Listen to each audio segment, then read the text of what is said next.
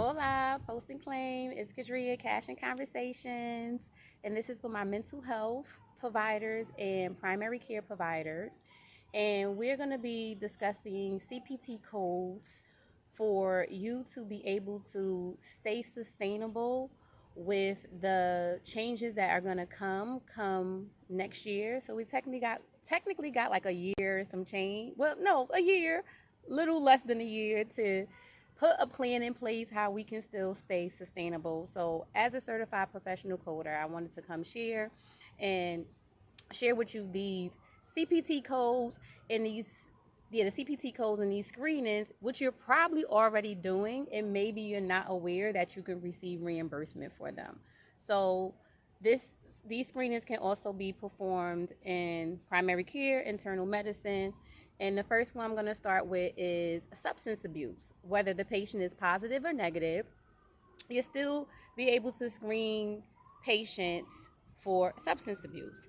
And they use I'm outside.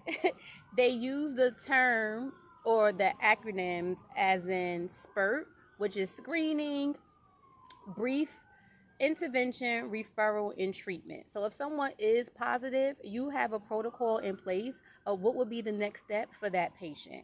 So the screening will be for alcohol and drugs. So you have the Audit 10 is for alcohol, and you have the craft is for alcohol as well, but it's for um, children, for the kiddos. And then you have, I don't know if this was a good idea to be out here with the bees. I just like the scenery. then you have um then you have DAS, that is for drugs, and you're able to screen the individuals for substance abuse. And then there are specific CPT codes, and that's also depending on the carrier. So always make sure you check in with your payer or your carrier, which is the health insurance carrier, to ensure that you're going to receive reimbursement for these services. And sometimes these codes, CPT codes, are on your fee schedule, and maybe you just need to probably figure out how to implement them. But definitely always check back with the carrier because every carrier is different. So you're going to have a set of CPT codes for Medicare, and then you're going to have a set for Medicaid. And I will definitely drop the link of where you can find those codes so you can be able to utilize them.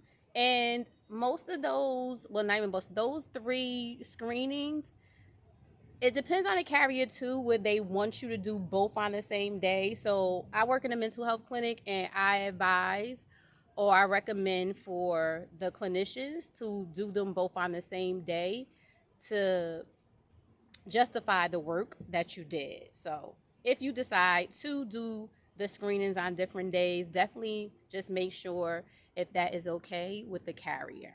And then you have your diagnosis code. So you always have to have a diagnosis code to support the procedure code.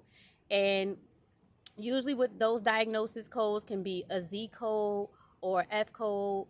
I can also share those with you as well, and I will list them on my website so you can be able to know what diagnosis codes to be able to use for those services. Then we have what's next? We have evening and weekend code. Now, definitely check back with the carrier to make sure. I work in New York and they recognize it. So even when I worked in New Jersey, one of the rules were you need to have it listed on your website, but please be advised, every carrier is not going to recognize the evening and weekend code. And Medicare definitely does not recognize the evening weekend code. So it's usually with commercial plans and with Medicaid. Medicaid, like their managed care plans. So definitely check with the carrier. And that, I can tell you off the bat, that reimbursement rate is usually around $15 to $20 per person. So just think of ways how you can still stay sustainable from this one CPT code. Then you have translation services, and translation services is basically can be used as for an interpreter. Maybe it's a language that you don't speak and you're purchasing a vendor to use their translation services, or it can also be used for sign language.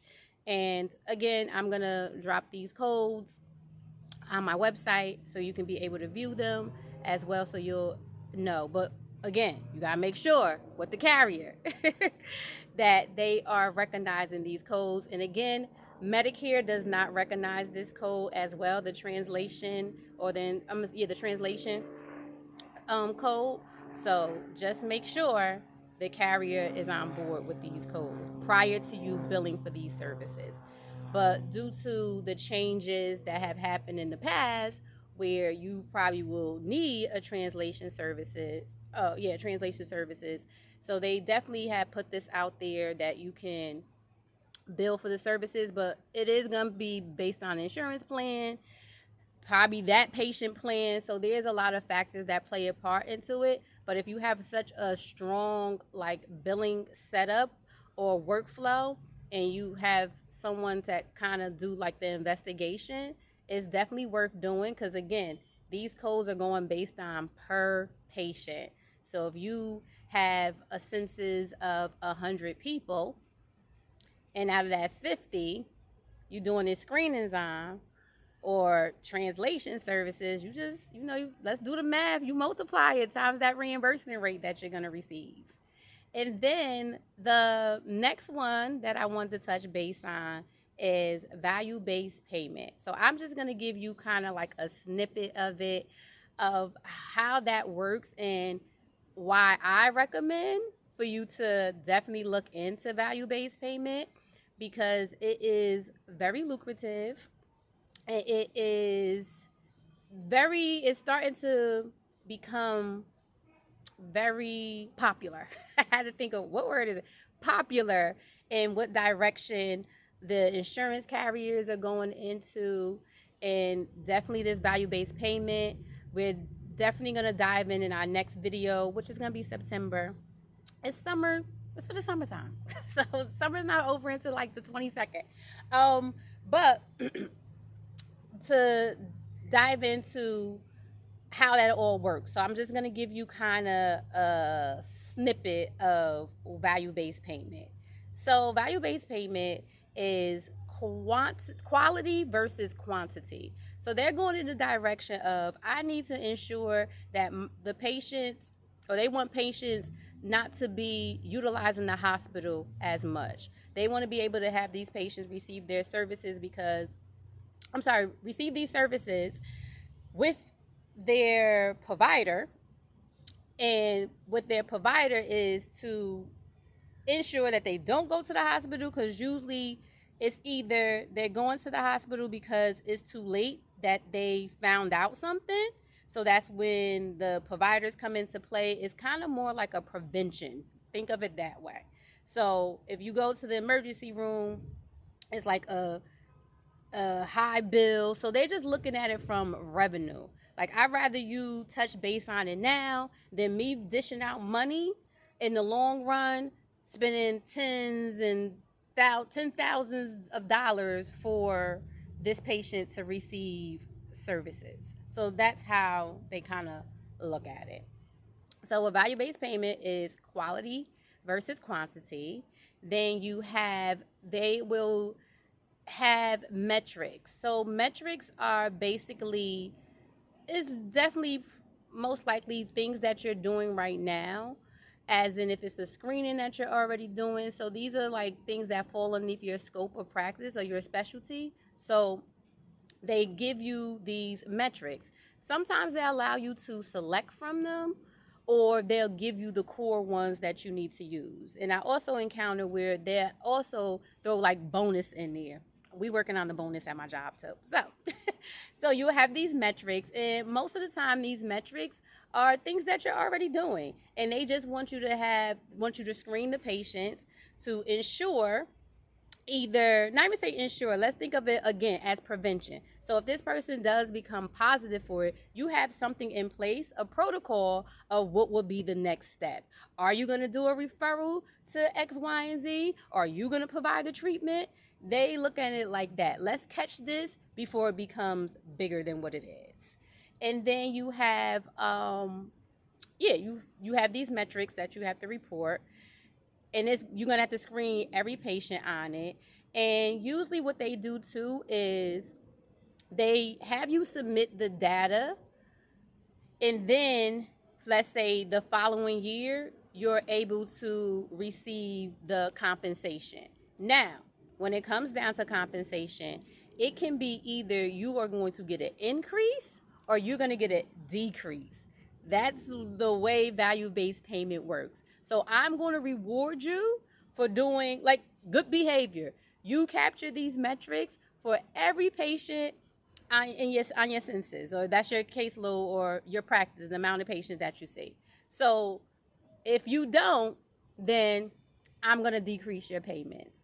And I'm not for sure if you guys are aware that Medicare proposed this whole value-based payment, as in if you have a certain amount of patients that you see, that's Medicare, and you're able to apply to participate in the value-based payment based on how many patients you have in your census. Now, if you don't participate, then you're going to get a lower reimbursement rate. So we're definitely going to dive into that come September, give you the logistics of how that all will work.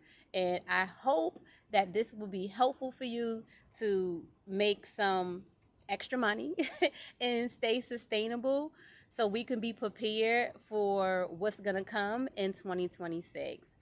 Don't forget to follow us on, well, not even say forget. Please follow us on Instagram and Facebook, which is Post and Claim. Post and Claim, like my website. Post and Claim, and then our website is postandclaim.com. And if you have any questions, feel free to email us, km@postandclaim.com, or you can also contact us. Our contact number is on our website. See you soon.